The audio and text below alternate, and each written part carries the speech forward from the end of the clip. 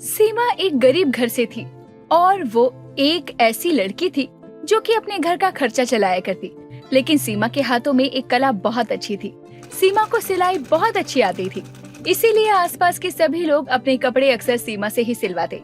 कपड़े सीमा से सिलवाने का एक कारण ये भी था कि सीमा बहुत ही कम दामों में लोगों के कपड़े सिला करती। ऐसे ही एक दिन सीमा के घर उसकी पड़ोसन रमा अपनी सहेली भारती के साथ आती है और सीमा से कहती है, अरे सीमा, मेरा ब्लाउज सिल गया क्या? मैंने कहा था ना तुझसे कि मुझे एक शादी में जाना है। आंटी जी, सिल गया आपका ब्लाउज। मुझे याद था आपको शादी में जाना है, इसीलिए मैंने सबसे पहले आपका ही ब्लाउज सिला। वैसे आपके साथ ये कौन है? अरे ये तो मेरी सहेली है। मैंने बताया कि तू सही दाम में कपड़े सिलती है, तो इसने कहा कि इसे भी सिलवाने हैं, तो मैं इसे यहाँ ले आई तेरे पास। बता तो भारती, तुझे क्या सिलवाना है? मुझे लहंगा सिलवाना है। कपड़ा है मेरे पास, अभी यहाँ यही बताने आई हूँ कि लहंगा सिलवाना है और कैसा सिलवाना है। पैसे की बात हो जाए तो फिर मैं लहंगे का कपड़ा भी ले आऊंगी। जी बताइए आंटी जी, आपको कैसा लहंगा चाहिए? आप जैसा कहोगी मैं वैसा ही लहंगा बना दूंगी। ये देखो, मुझे बिल्कुल ऐसा लहंगा चाहिए। वो क्या है ना, मेरी बेटी को ये लहंगा पहनना है अपनी दोस्त की शादी में। वैसे तो बहुत ज्यादा महंगा है, इसलिए मैंने ये कपड़ा ले लिया। अब सही दाम में सिल जाएगा तो अच्छा होगा। मेरी बेटी अपनी सहेली की शादी में अपनी पसंद का लहंगा पहन लेगी। आंटी जी, थोड़ा मुश्किल तो लग रहा है, लेकिन आप चिंता मत कीजिए, मैं सिल दूंगी। और हाँ, इसमें थोड़ा ज्यादा टाइम लगेगा और दाम भी इसका कम से कम 2000 होंगे। क्या 2000? अरे रमा, तूने तो कहा था कि ये कम पैसों में कपड़े सिलती है, लेकिन यहाँ तो मुझे कुछ और ही दिखाई दे रहा है। 2000 में तो मैं किसी अच्छे दर्जी से लहंगा सिलवा लूं। क्या सीमा बेटा, एक तो मैं तेरे यहाँ एक ग्राहक लेकर आई हूँ, अब तू इतने ज्यादा दाम बताएगी तो कौन ही आएगा तुझसे कुछ सिलवाने। अरे अपनी ना सही, कम से कम मेरी नाक तो मत कटवा। आंटी जी, आप तो समझिए, मैं ज्यादा पैसे नहीं बता रही हूँ, मैं वही दाम बता रही हूँ जो जायज है। आप कहीं बाहर से सिलवाओगे तो ये 5000 से कम नहीं सिलने वाला। तुझे क्या पागल बनाने के लिए हम ही मिले हैं? मैं पहली बार कुछ सिलवा नहीं रही हूँ, इससे पहले भी बहुत सिलवा चुकी हूँ। तुझसे बड़े बड़े टेलर को जानती हूँ और तू है कि मुझे अकड़ दिखा रही है। अरे भारती, तू क्यों इतना गुस्सा हो रही है? मैं हूँ ना, मैं बात करती हूँ, तू गुस्सा मत कर। आंटी, आप पहले कहीं और ही बात कर लीजिए, तब आपको खुद पता चल जाएगा कि मैं झूठ नहीं बोल रही हूँ। आपको कहीं भी मुझसे सस्ता मिल जाएगा तो वहीं सिलवा लेना। बेटा, मैंने तो सोचा था कि तू बहुत समझदार है, गरीब है, अच्छा सिलती है, इसलिए मैं आसपास के सभी लोगों को यही बोलती थी कि तुझसे ही अपने कपड़े सिलवाए। लेकिन तुझ में तो घमंड आ गया है। अब देख मैं तेरा घमंड कैसे उतारती हूँ। अब जब कोई तुझसे कपड़े सिलवाने आएगा ही नहीं, तब समझ आएगा तुझे। रमा और भारती को बहुत ज्यादा गुस्सा आता है और वो दोनों वहाँ से गुस्से में चली जाती है। जिसके बाद रमा हर किसी को सीमा के खिलाफ भड़काने लगती है, जिससे कोई भी उससे कपड़े सिलवाने नहीं आता। सीमा का काम बहुत मंदा चलने लगता है। ये देखकर सीमा की माँ राधा आती है और सीमा से कहती है, ये रमा इतने छोटे दिल की निकलेगी, हमें बिल्कुल नहीं पता था। तुझसे इस तरह से बदला निकाल रही है। हर किसी को यही बोला है कि तू कपड़े सिलने में बहुत कपड़ा बचा लेती है और कोई आता ही नहीं है अब यहाँ। माँ, कोई बात नहीं, उन्हें जो करना था उन्होंने कर दिया, अब उनकी हम ऐसे बुराई क्यों करे? ये कोई अच्छी बात तो है नहीं। कला मेरे हाथों में है, अगर लोगों को मेरे हाथों की कला पसंद आएगी तो लोग फिर भी आएंगे ना। बेटा, तू जितना बड़ा दिल रखती है ना, ऐसे सब लोग नहीं होते। हर किसी को बस अपना ही फायदा दिखता है। इसीलिए मैं तुझसे कहती हूँ कि कम पैसों में कपड़े मत सिल, लोग सर पर चढ़ जाते हैं। माँ, मैं तो बस अपने हक के ही पैसे कमाती थी, अब ज्यादा पैसे लेकर किसी के आंसू का कारण क्यों बनना है मैं? आप चिंता मत करो माँ, मैं हूँ ना, मैं सब संभाल लूंगी। कोई बात नहीं, ये सब तो होता रहता है। दिख रहा है कैसे संभाल रही है तू। लोगों के फटे पुराने कपड़े सिलती है, जिससे थोड़े बहुत पैसे मिलते हैं। अरे ऐसे तो कुछ नहीं होने वाला है, तुझे सख्त होना पड़ेगा बेटा। माँ, आप क्यों इतना सोच रही हैं? सीमा अपनी माँ से बातें कर रही थी, तभी वहाँ धीरज नाम का एक लड़का आता है और बोलता है, देखिए, मुझे इतना नहीं पता कि कौन कैसे कपड़े सिलता है, इसलिए मुझे यहाँ बस आप ही कपड़े सिलने वाली दिखी। मुझे एक कुर्ता बनवाना था, क्या बना दोगी? जी जी बिल्कुल, मेरा यही काम है, दीजिए कपड़ा। देखिए मेरे पास कुर्ता था लेकिन घर पे भूल गया, इसलिए जल्दबाजी में ये कपड़ा ले लिया मैंने। आप एक काम कीजिए, जल्दी से 2 घंटे के अंदर इसे सिल के दे दीजिए मुझे, और आपके जितने पैसे होंगे ना मैं दे दूंगा। आप यहीं बैठिए, मैं आपका कुर्ता सिलती हूँ। सीमा कुर्ता सिलने लगती है। धीरज वहीं बैठकर सीमा को देखे जा रहा था। धीरज को सीमा काफी अच्छी लगती है। धीरज की नजर सीमा से हट नहीं रही थी और सीमा बहुत मेहनत से धीरज के लिए जल्दी से कुर्ता सिल देती है। कुर्ता सिलने के बाद सीमा कुर्ता धीरज को दे देती है। धीरज अपने पर्स से ज्यादा पैसे निकालता है और सीमा को देते हुए कहता है, आज तो मेरी इज्जत बचा लिया आपने, आपके कारण मुझे कुर्ता इतनी जल्दी मिल गया। अरे आपके इतने सारे पैसे मुझे क्यों दे रहे हैं? आपकी मेहनत की कमाई है, आपने मेरे कहने पे कुर्ता सिल दिया तो ये पैसे आपके बनते हैं, लीजिए। नहीं नहीं, मुझे उतने ही पैसे दीजिए जितने मेरे बनते हैं। आपकी मजबूरी का फायदा उठाकर मैं आपसे ज्यादा पैसे नहीं ले सकती, और वैसे भी मेरा काम है सिलाई करने का। धीरज को सीमा का स्वभाव बहुत ज्यादा अच्छा लगता है, इसीलिए वो अक्सर बहाने बनाकर सीमा से मिलने आया करता। ऐसे ही कई दिन निकल जाते हैं। कुछ दिनों बाद धीरज शादी की शेरवानी के लिए कपड़ा लाता है और सीमा को देते हुए कहता है, सीमा ये शेरवानी का कपड़ा है मेरा, तो तुम इसे सिल दोगी ना? तुम्हारी शादी? मुझे लगा हम दोस्त बन गए हैं, तुमने बताया भी नहीं कि तुम्हारी शादी होने वाली है। अरे तुम्हारे बिना तो वैसे भी शादी नहीं हो सकती मेरी। सीमा मुझे तुम बहुत पसंद हो, मैं तुमसे बहुत प्यार करता हूँ, क्या तुम मुझसे शादी करोगी? धीरज, मुझे भी तुम बहुत पसंद हो, लेकिन शादी का फैसला हम कैसे ले सकते हैं? हमारे माता पिता को भी तो मिलना होगा ना, वो भी तो हमारी शादी के बारे में जानने का हक रखते हैं ना। तो फिर ठीक है, मैं कल ही माँ के साथ आ जाता हूँ, तुम भी अपनी माँ को सब बता देना, फिर आगे बात कर लेंगे वो लोग। धीरज अगले दिन अपनी माँ के साथ सीमा के घर पहुँच जाता है और इत्तेफाक से धीरज की माँ कोई और नहीं बल्कि रमा की सहेली भारती थी, जो कि कुछ दिन पहले सीमा से लहंगा सिलवाने आई थी। ये लड़की? अरे तुझे पूरी दुनिया में बस यही लड़की पसंद आई थी क्या? बाकी लड़कियां क्या मर गई थी? माँ अब जानती हो क्या सीमा को? जानती हूँ, बहुत ज्यादा, बहुत अच्छे से जानती हूँ। अरे इसने तो लोगों पर लूट मचा रखी है। माँ शायद आपको कोई गलतफहमी हुई है, ऐसी नहीं है वो।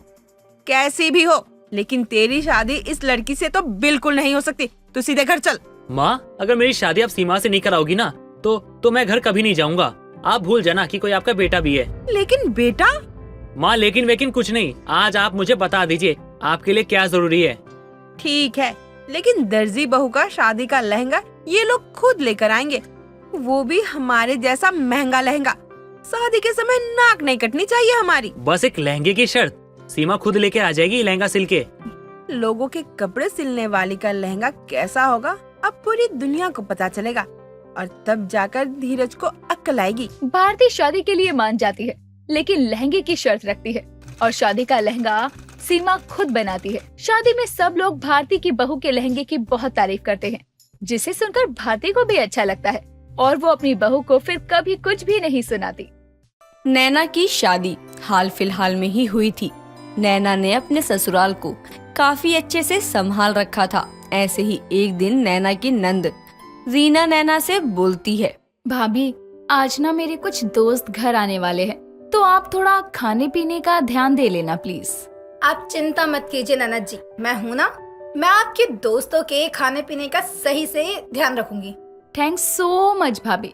रीना अपनी भाभी की बात सुनकर खुश हो जाती है और खुशी से उसको गले लगा लेती है। तभी नैना की सास स्वर्णा जाती है और अपनी बहू को हंसते हुए देख बोलती है, क्या हुआ बहू, तुम दोनों ऐसे क्यों हंस रही हो?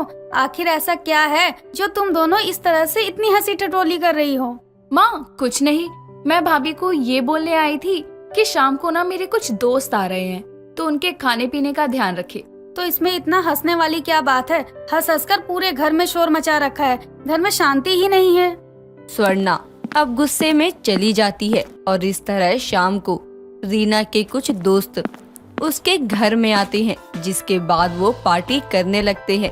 एक बार फिर घर में शोर होता देख स्वर्णा रीना के कमरे में जाती है और अपनी बहू को डांटते हुए बोलती है, नैना बहू, तुम्हें जरा सा भी ये ख्याल है कि इस घर में तुम्हारी सास भी रहती है जो कि बीमार रहती है? अरे मेरी बेटी तो नालायक है ही, उसे तो मेरी कोई फिक्र नहीं है, लेकिन कम से कम तुम तो मेरी परवाह किया करो। मैं तेरी सास हूँ। माफ करना मम्मी जी, मैं शोर नहीं होने दूंगी। चलिए मैं आपके सर में तेल लगा देती हूँ। ना ना रहने दे, मैं ठीक हूँ, बस अब दोबारा शोर नहीं आना चाहिए। एक बार फिर स्वर्णा अपना गुस्सा नैना के ऊपर उतार कर चली जाती है। पर इस बार स्वर्णा का गुस्सा न केवल रीना बल्कि रीना की सहेलियां भी देखती हैं, जिस पर रीना की एक दोस्त किरण नैना से बोलती है, भाभी आंटी ने आपको क्यों सुनाया? गलती तो हमारी थी, उनको हमें डांटना चाहिए था। किरण, माँ जी ने मुझे सुनाया नहीं बल्कि उन्होंने मुझे समझाया है कि उनकी तबीयत ज्यादा खराब रहती है, इसलिए हम शोर ना करें। खैर छोड़ो इन सब बातों को, तुम यहीं बैठो, मैं अभी तुम्हारे लिए कुछ खाने को लाती हूँ। नैना अब रीना के दोस्तों के लिए खाना लेने चली जाती है तो वहीं रीना की दोस्त रीना से बोलती है, यार रीना, तेरी भाभी सच में बहुत अच्छी है। उन्होंने हमारी वजह से डांट सुन ली, पर फिर भी वो गुस्सा नहीं कर रही और प्यार से इस बात को सॉर्ट आउट भी कर लिया।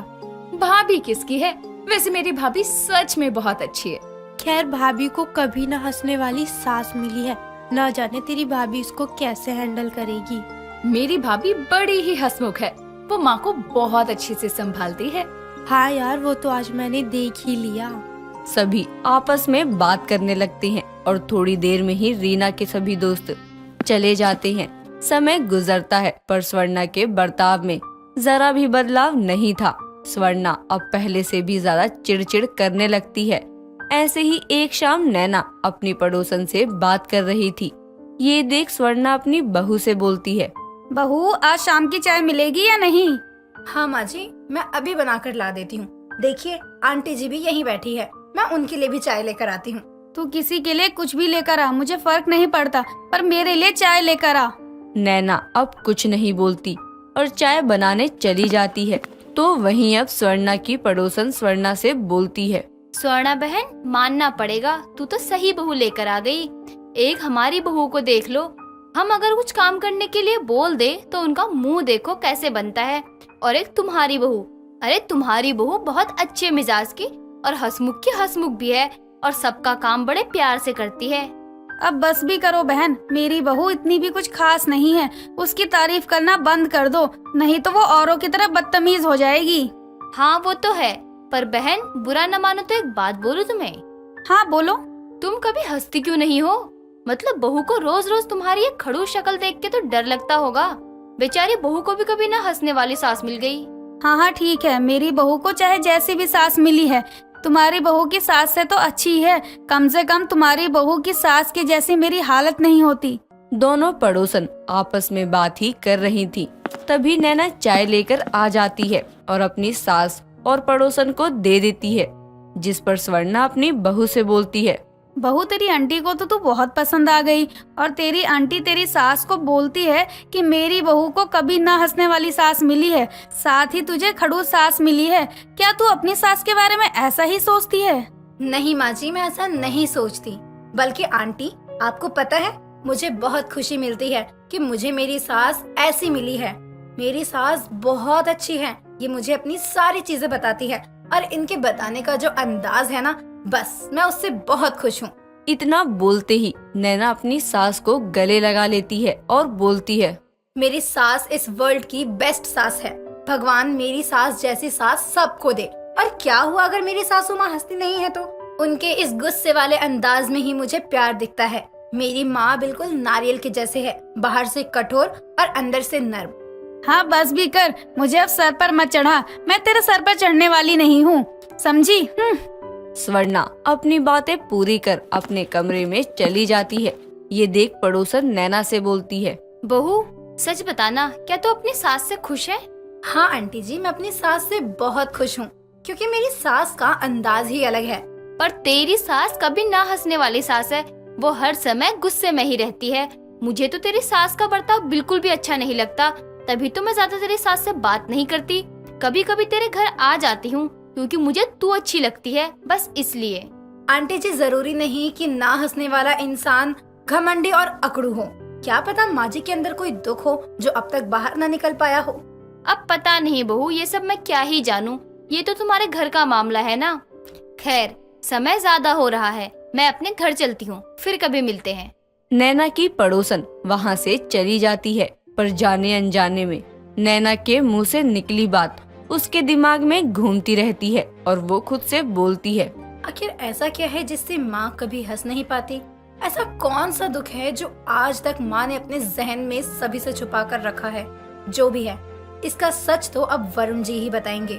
इस तरह से अब नैना अपने पति वरुण का इंतजार करने लगती है और थोड़ी देर बाद जब वरुण आता है तब नैना वरुण से बोलती है, वरुण जी, माँ जी हर वक्त गुस्से में क्यों रहती है? मेरा मतलब है कि जब देखो तब माँ गुस्सा करती रहती है, कभी नहीं हंसती।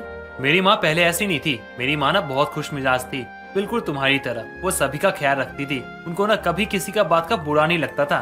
तो फिर ऐसा क्या हुआ जिससे? हम लोग का ना जीवन बहुत खुशहाल था, पर जब मेरे पिताजी का एक्सीडेंट हुआ ना तो मेरी माँ रोई नहीं, या ऐसा भी कह सकते हैं कि वो अपने मन में इतना रोई कि माँ को एक सदमा लग गया और उन्होंने ना हंसना ही छोड़ दिया। तब से वो ना गुस्से में ही रहती है। इसका मतलब ये है कि माँ जी का दर्द अब तक बाहर नहीं आया, माँ जी का मन हल्का नहीं हुआ और उस दुख दर्द को माँ जी ने अपने गुस्से में तब्दील कर दिया है, जिसकी वजह से। हाँ नैना, ऐसा कह सकते हैं हम। अब आप चिंता मत कीजिए वरुण जी, मैं अपनी प्यारी सासू माँ को हंसा कर ही रहूंगी। नैना अब अपनी सास को हंसाने की हर वो मुमकिन कोशिश करती है जो उससे हो सकता है, पर नैना अपनी सास को हंसा नहीं पाती। ऐसे ही एक दिन सभी बैठकर एल्बम देख रहे थे। उसी में स्वर्णा अपने पति के साथ की फोटो देख लेती है। ये देखने के बाद स्वर्णा खूब रोती है। उसको रोता देख वरुण को जरा भी अच्छा नहीं लगता और वो अपनी माँ को चुप करवाने जाता है। तभी नैना उसको रोकते हुए बोलती है, रुके वरुण जी, आप उन्हें चुप मत करवाइए, उन्हें रोने दीजिए, क्योंकि रोने के बाद जो बाहर आएगी वो होगी असली स्वर्णा। वरुण अपनी पत्नी की बात से सहमत हो जाता है और कुछ ही घंटों में स्वर्णा अब बाहर आ जाती है। पर इस बार स्वर्णा एक मुस्कान के साथ आती है। ये देख अब सभी को बहुत अच्छा लगता है। रागिनी अपनी बेटी नेहा और पति वीर के साथ रहा करती थी। दरअसल रागिनी एक साउथ इंडियन लड़की थी, पर रागिनी की शादी साउथ में ना होकर वीर नाम के लड़के से हो गई थी, जो कि एक छोटे से गांव में रहा करता था। वो डोसा बेचकर अपने घर का गुजारा किया करता था। हालांकि वीर काफी गरीब था, फिर भी वीर अपने परिवार वालों को कभी कोई कमी नहीं आने देता। वीर अपनी छोटी सी फैमिली के साथ खुशी से रहता था, पर कौन जानता था कि वीर के आने वाले समय में उसके साथ कुछ ऐसा होगा जो उसने कभी नहीं सोचा था। ऐसे ही एक रात वीर डोसा बेचकर घर आ रहा था, तभी वीर के पीछे कुछ गुंडे पड़ जाते हैं और उससे छीना झपटी करने लगते हैं। कौन हो तुम सब? इस तरह से मेरे साथ छीना झपटी नहीं कर सकते। ए ज्यादा मुंह मत चला, समझा क्या? तेरे पास जो कुछ भी है वो हमको दे दे, अगर तू अपनी जान की सलामती चाहता है तो। नहीं तो नहीं, मैं तुम्हें पैसे नहीं दे सकता, क्योंकि कल मुझे मेरी बेटी की फीस देनी है। मुझे छोड़ दो भाइयों, मैं ना तो आपको जानता हूँ, ना जानने में मुझे कोई इंटरेस्ट है। मेरे घर पर मेरी पत्नी और मेरी छोटी बेटी मेरा इंतजार कर रही है। भाई लगता है ये इतनी आसानी से नहीं मानेगा, इसलिए इसको अपना असली रंग दिखाना ही पड़ेगा। वो दोनों गुंडे आपस में इशारों ही इशारों में बातें कर लेते हैं और वो गुंडे वीर को बहुत मारते हैं कि वो लोग वीर की अधमरी हालत सी कर देते हैं, जिसके बाद वो वीर से उसका सब कुछ छीन लेते हैं। बेचारा वीर वहीं बेहोश पड़े रहता है। अब रात ज्यादा हो चुकी थी। जहाँ वीर बेहोश होकर रोड पर पड़ा था, तो वहीं नेहा अपनी माँ से कहती है, माँ, पिताजी अभी तक नहीं आए, कहाँ रह गए वो? ये तो मुझे भी नहीं पता कि वीर कहाँ रह गए बेटा। नेहा बेटा, तुम चिंता मत करो, तुम्हारा अप्पा भी आता ही होगा। वैसे रात ज्यादा हो गया, तुम जाकर सो जाओ, मई तुम्हारे अप्पा का इंतजार करती है। नेहा अपनी माँ की बात मान जाती है और चुपचाप सोने चली जाती है। ऐसे ही रात के 12 बज जाते हैं और वीर अभी तक नहीं आया था। रागिनी को वीर की चिंता सताई जा रही थी और वो खुद से कहती है, मेरे को वीर का बहुत चिंता होता, समझ ही नहीं आता कि वीर कहाँ रह गया। लगता कि मेरे को खुद ही वीर को ढूंढने वास्ते जाना पड़ेगा। रागिनी खुद से बातें कर ही रही थी, तो वहीं वीर रास्ते में पड़ा हुआ था। तभी उसी रास्ते से वीर का एक ग्राहक भोला अपने घर की ओर आ रहा था। तभी उसकी नजर वीर पर पड़ती है और उसको देखकर भोला खुद से कहता है, अरे ये तो वीर भाई है, इनकी यह हालत किसने कर दी? खैर जो भी हो, मुझे इनकी मदद करनी पड़ेगी। वीर भैया जरा आंखें खोलो, आप यहाँ कैसे आए और आपकी यह हालत कैसे? भोला बार बार उससे पूछता है, पर वीर उसकी बातों का जवाब नहीं दे पाता। जिसके बाद भोला अब वीर को अपना कंधा देता है और उसे घर लेकर आता है। रागिनी अपने घर के अंदर वीर की चिंता में डूबी थी। तभी उसके घर के दरवाजे पर किसी की दस्तक होती है। अब जैसे ही रागिनी खुद के घर का दरवाजा खोलती है तो देखती है कि वीर अधमरी हालत में भोला के कंधे के सहारे है। ये देखकर रागिनी भोला से कहती है, भोला भाया, ये वीर को क्या हो गई? वीर तुम्हारे कंधे के सहारे क्यों होती? बहन जी, वीर रास्ते में पड़ा हुआ मिला था मुझे। मैंने तो वीर को काफी होश में लाने की कोशिश करी, पर वीर भैया होश में ही नहीं आए, तो मैं इनको घर ले आया। भोला वीर को उसके घर छोड़कर चला जाता है। वीर को ऐसी हालत में देखकर रागिनी बहुत परेशान हो जाती है और वीर को देखकर बहुत रोती है। रागिनी रोते हुए वीर से कहती है, वीर, आपकी ये हालत किसने की? मैं उसको छोड़ेगी नहीं, पर आप चिंता मत करो, मैं पहले आपको डॉक्टर से दिखाएगी, उसके बाद ही कुछ करेगी। रागिनी उसी वक्त पहले वीर को डॉक्टर के पास लेकर जाती है, जहां डॉक्टर उसको बोलते हैं, रागिनी जी, आपके पति को हमने इंजेक्शन दे दिया है, थोड़ी देर में होश आ जाएगा और इनकी हालत को देखकर लगता है कि इन पर किसी ने हमला किया है और हमले की वजह से इनके पैर में फ्रैक्चर हो गया है। इनको लगभग 2 महीने बेड से उठने मत देना। आप इनका जितना अच्छे से ख्याल रख सकते हो रखना, उतनी ही जल्दी ये ठीक हो जाएंगे। इतना बोलकर डॉक्टर वहाँ से चली जाती है और थोड़ी देर बाद जब वीर को होश आता है तब वीर रोते हुए कहता है, रागिनी, अब हमारी बेटी की फीस कैसे जाएगी? अब उन्होंने मेरा सब कुछ लूट लिया था। वीर, तुम चिंता क्यों करती? मैं है ना, मैं सब कुछ संभाल लेगी।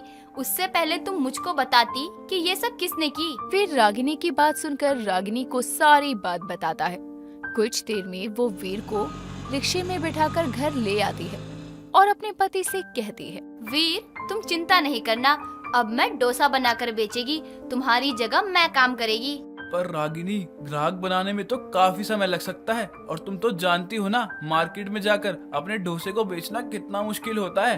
वीर, तुम चिंता क्यों करती? मैं है ना, मैं सब संभाल लेगी, क्योंकि इस बार ग्राहक को केवल डोसा नहीं बल्कि रवा डोसा मिलेगा, तो सब लोग मेरे पास आएगा। रागिनी और वीर आपस में बातें कर रहे थे।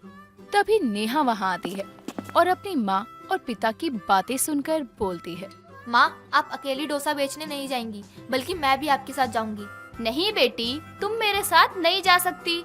अगर तुम मेरे साथ जाएगी तो तुम्हारे पिता का ख्याल कौन रखेगी? और मेरी बेटी तो बहुत अच्छी है, वो अपनी जिम्मेदारी से मुंह नहीं मोड़ती। क्यों, मैं सही बोलती है ना नेहा बेटी?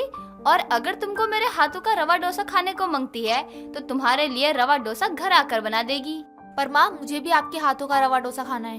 ओफो मेरी प्यारी बेटी, मैं तुमको बोली ना कि अगर तुमको रवा डोसा खाने को मांगती है तो मैं तुम्हारे लिए रवा डोसा घर आकर बना देगी। और वैसे भी अगर तुम मेरे साथ चलोगी तो तुम्हारी पढ़ाई का भी नुकसान होगा, जो कि मैं नहीं चाहती। अपनी माँ के समझाने पर नेहा अपनी माँ की बात मान जाती है, जिसके बाद अब रागिनी अगली सुबह अपने डोसे को बेचने जाती है। पर वो मार्केट में नई थी, साथ ही उसको जानने पहचानने वाले लोग भी बहुत कम थे। बस इसीलिए आज उसकी बिक्री नहीं हुई। ये देखकर रागिनी खुद से कहती है, लगता है वीर सच बोल रही थी, मैं ये नहीं कर पाएगी, पर कोई बात नहीं, मैं हिम्मत नहीं हारेगी। रागिनी पूरे दिन धूप में खड़ी होकर रवा डोसा बेचती है और पूरे दिन में उसके पास केवल 2-4 ही ग्राहक आते हैं। शाम को रागिनी निराश होकर अपने रवा डोसे का ठेला लेकर घर आ जाती है। क्या हुआ रागिनी, तुम बड़ी उदास हो? कोई बात है क्या जो तुम्हें परेशान कर रही है? अगर कोई बात है तो तुम मुझे बता सकती हो। क्या करूँ वीर, मैं पूरा दिन रवा डोसा बेची, दिन भी निकल गया पर ठेले पर सिर्फ 2-4 ही ग्राहक आए। पता नहीं वीर जी, आप कैसा डोसा बेचा करते थे? मेरा तो दिन का खर्चा 100 भी नहीं निकला। हिम्मत मत हारो रागिनी, भगवान है ना, अभी तो बस तुमने शुरुआत ही करी है। धीरे धीरे करके ग्राहक भी आने लगेंगे और जब आएंगे तो क्या पता हमारी बरकत ही हो जाए। शायद आप सही कहती वीर। वैसे रवा डोसा काफी सारे बचे हुए हैं, मैं सोच रही हूँ कि उसे हम खा लेंगे। आइडिया बुरा नहीं है। मैं नेहा को आवाज लगाकर बुलाती, सुबह से रवा डोसा की जिद लगाकर बैठी है। रागिनी नेहा को घर में बुलाती है और अब सभी उस रवा डोसा को खाते हैं। ऐसे ही 1 हफ्ता बीत जाता है और एक दिन जब रागिनी अपना रवा डोसा का ठेला लगाए हुई थी, तभी उसके दिमाग में एक आइडिया आता है और वो खुद से कहती है, आइडिया, क्यों ना मैं रवा डोसा का रेट कम कर दूं। अगर मैं ऐसा करूं तो क्या पता मेरा रवा डोसा अच्छा बिके। रागिनी जैसा सोचती है वैसा ही करती है। रागिनी अब अपने रवा डोसे की कीमत को कम कर देती है और किस्मत से रागिनी की तरकीब काम कर जाती है। रागिनी के रवा डोसे के ठेले पर काफी भीड़ हो जाती है और रागिनी का रवा डोसा काफी अच्छा बिकता है। शाम हो गई थी। शाम को जब रागिनी खुश होकर अपने घर आती है तो उसको खुश देखकर वीर कहता है, क्या बात है रागिनी, आज बड़ी खुश लग रही हो तुम। हाँ वीर, मैं बहुत खुश है। तुम जानती है मेरा रवा डोसा बिक गई, वो भी सारा। देखो इसी के वास्ते आज मैं बहुत खुश होती। उसकी मेहनत और खुशी देखकर वीर को काफी अच्छा लगता है। इस तरह रागिनी के रवा डोसे काफी अच्छी तरह से अच्छी मात्रा में बिकने लगते हैं। समय के साथ अब वीर भी बहुत जल्द ठीक हो जाता है, जिसके बाद दोनों मिलकर अपने रवे डोसे को बेच दिया करते। दोस्तों, अगर आपको ये कहानी पसंद आई तो इसे लाइक करें, शेयर करें और कमेंट करके बताएं कि कहानी में आपको सबसे अच्छा क्या लगा।